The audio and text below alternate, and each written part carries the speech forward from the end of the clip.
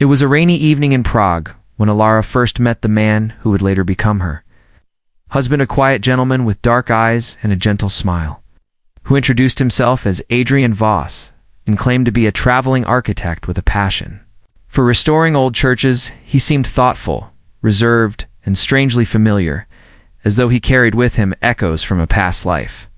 Alara was a painter living in solitude in a small apartment tucked above an art cafe her parents had died in a fire 10 years ago, and since then she had kept to herself, pouring her grief into canvas. She didn't seek company, but something about Adrian's presence disarmed her, as if he saw through her silence and understood her pain without asking questions. Their connection was slow but intense. He came back again and again, always polite, always curious, never to forward. They would talk about life over coffee, and he'd listen more. Then he spoke. His words were carefully measured, his compliments never exaggerated, and over weeks she found herself opening up, sharing sketches that had never seen light, telling him of her fear of fire and her dreams of painting the ceilings of a cathedral. He never spoke much of his past, only said he had moved often due to work and had no family left, and while it made her a little curious, she never pressed him because the warmth he gave her now mattered more than the ghosts of yesterday. One evening, after he helped her carry a stack of canvases into her flat, he looked at her differently, not with lust, but with a kind of awe, and said softly, "You make broken things beautiful again," and she had to turn away so he wouldn't see her. Tears. 6 months later, in the summer, they married quietly in a small chapel outside the city. It was the kind of wedding that suited her shy heart. No guests, no drama, just the two of them, promising forever in front of flickering candles and soft sunlight. And for the first time in years, Alara felt safe, like she had finally found her anchor, like her lonely world had been painted over with gentle colors. But what she didn't know was that Adrian was not his real name, that he was not an architect, and that the man she had fallen in love with had memorized her face long before he ever said hello, because someone had paid him to kill her. And the first time he saw her was not outside the cafe, but in a surveillance photo tucked inside a sealed dossier sent by a man named Victor Kazan, a crime lord from Eastern Europe who believed Alara held secrets from her father's past, secrets that had cost him millions and possibly exposed one of his operations. And the instructions were clear: track her, earn her trust, eliminate her quietly, no loose ends, no drama. No delays. Adrian had accepted the assignment like any other, because this was his life. A ghost for hire, no attachments, no regrets, no heart, and no home, until he saw her in real life and realized.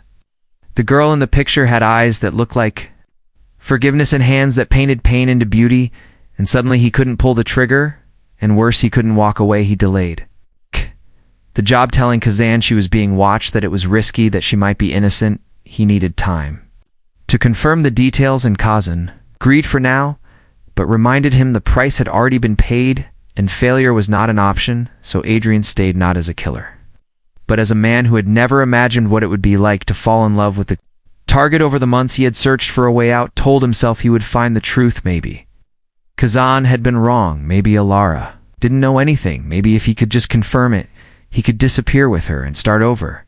He even called in old favors, checked her files, contacted a tech friend in Berlin who quietly pulled intel from sealed archives and confirmed that yes, Alara's father had once worked in international shipping, but had also doubled as an undercover informant, tied to a task force gathering evidence against Kazan. But there was no proof he had shared anything with his daughter, and Alara had never left Prague since the fire that took her parents, so if anything existed, she didn't know it.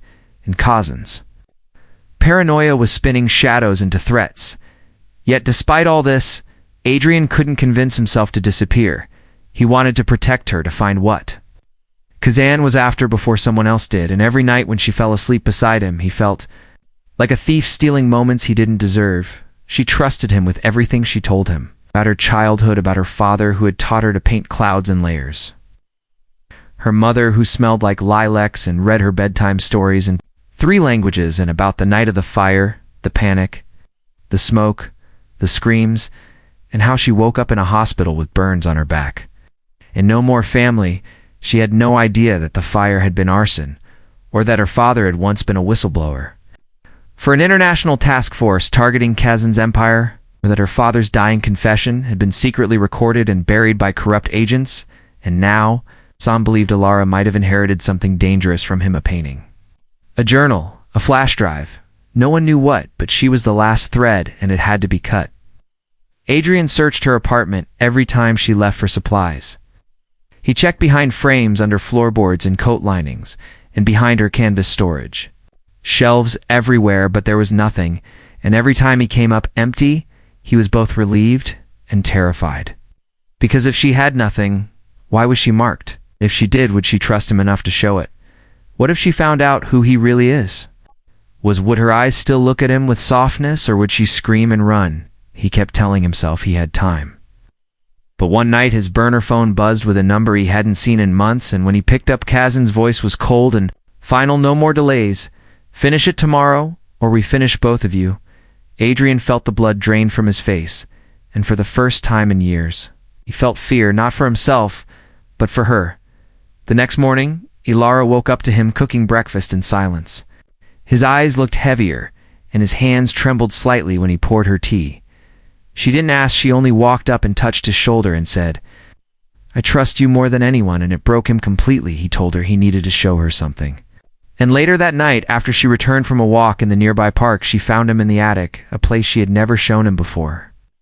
But now she hesitated, then slowly opened the door and stepped into the forgotten room filled with canvases. Stacked against the walls, painted over again and again, faces, places, burning skies, all frozen memories, and one canvas in particular caught Adrian's eye because it wasn't hers, it was her father's signature painted faintly in the corner of a sea storm, and behind it was a hidden envelope, yellowed with time taped to the backboard. With shaking hands, she peeled it open and found an old photograph of her father, standing beside a uniformed man and a torn piece of paper written in code. And Adrian knew in that moment, she had no idea what it meant, but Kazan would. And suddenly he realized two things at once: that she was in real danger, and that if he didn't act now, she would never see another day, because Kazan would stop waiting and send someone else, someone who wouldn't hesitate, someone who didn't love her, someone who wouldn't care that her smile felt like redemption, someone who didn't want to live in a world where she didn't exist. Adrian turned to her with eyes she didn't recognize anymore, and she whispered, "What's wrong?" And he stepped forward, slowly, unsure how to say it, how to admit that everything from their first meeting to their wedding was born of a lie, except the part where he fell in love with her, because that part was real. It was the only real thing he'd ever known.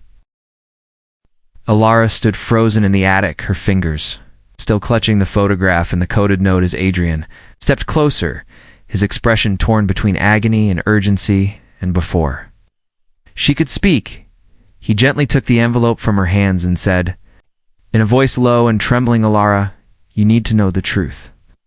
I was sent to find you, not to love you, not to build a life with you, not to protect you, but to end your life because someone believed he had something that could destroy them, and I said yes before I ever knew your name, before I ever saw your face, and every single thing I've done since then was supposed to lead to this moment, but I didn't, because when I met you, everything I thought I was shattered, and I became someone who couldn't imagine a world without you in it."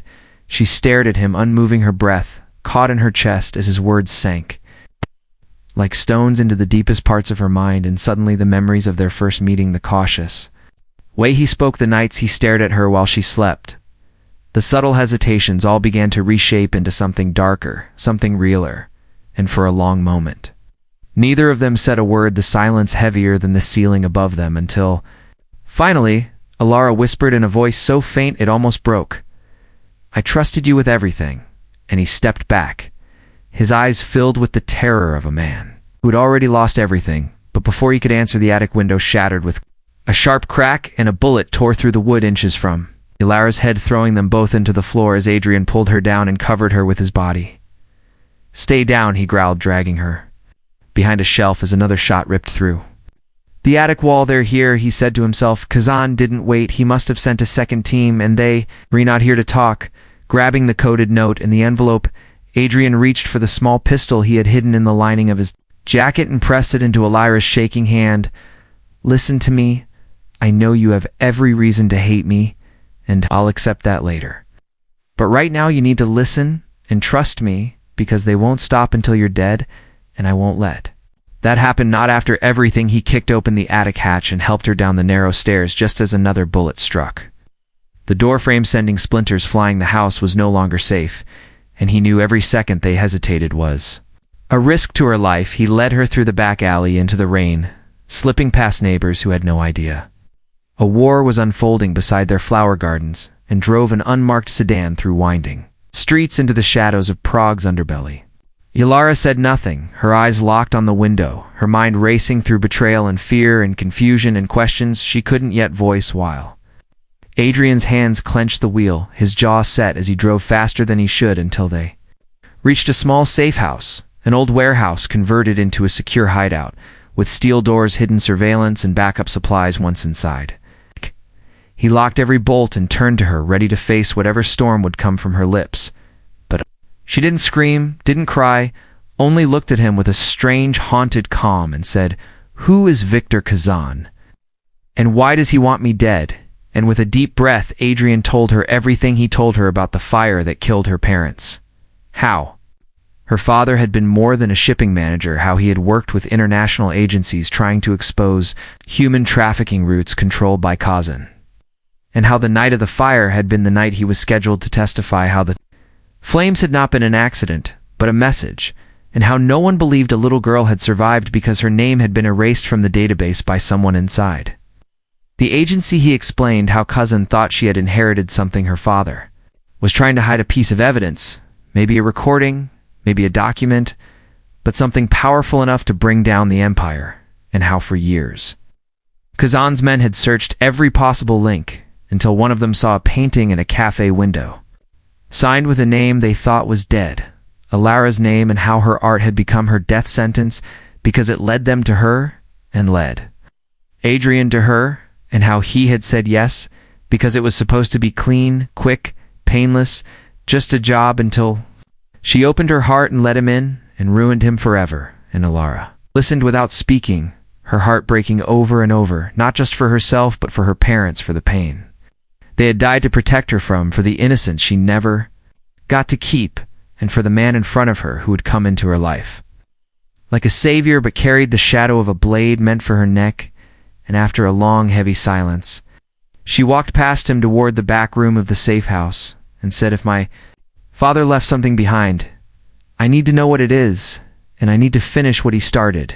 And Adrian followed her, stunned by her strength and resolve, and began decoding the torn paper. The symbols were familiar, a cipher often used in military encryption, and after hours of careful work, they discovered coordinates and a locker number inside an old cathedral being restored on the city's edge, a place Adrian had once claimed to be working on, and now the irony was that their survival might depend on it. At dawn, they slipped out in disguise, reached the cathedral before opening hours, and found the locker hidden beneath. The choir platform inside was a black box, sealed with wax, and an old cassette tape, labeled with her father's initials. They returned to the safe house and played the tape on a modified player, and what they heard changed everything. Her father's voice, tired, broken, full of urgency, began recounting names, dates, transactions, shipments, blackmail, all tied to Kazan and his global operation. It was enough to shatter his empire if it reached the right hands. Adrian copied it onto multiple drives, sent them to encrypted dead drops connected to agencies still loyal to the mission, and within hours whispers began spreading across Europe as agents were alerted, files were uploaded, and alliances were shaken. But Kazan was not a man who waited for the law. He sent everything he had, and that night the safe house shook with the force of a grenade thrown against its front wall. Adrian grabbed Elara and escaped through the basement tunnel. Just as gunfire lit up the night, they ran for hours through the city's skeleton, climbing rooftops, ducking past night patrols, until finally they reached a river dock where Adrian's final exit plan waited, a small boat hidden beneath a tarp stocked with fuel and forged passports. And as they floated down the river with Prague vanishing behind them, Alara turned to him and said in a voice raw and quiet, "What happens now?" And Adrian looked at her, this woman who had every reason to hate him, who had loved him anyway, who had faced death and truth and betrayal and still stood with fire in her eyes and said, "Now we disappear for a while until the smoke clears, until the world forgets our names, and when it does, we find a place far from all this, and we live not as ghosts, not as enemies, not as broken souls, but as people." Who survived, she looked away, tears sliding down her cheeks, not because of fear, but because she finally felt free, and as the sun rose behind them, casting golden light across the river, she leaned, her head against his shoulder, and for the first time in years, neither of them felt hunted.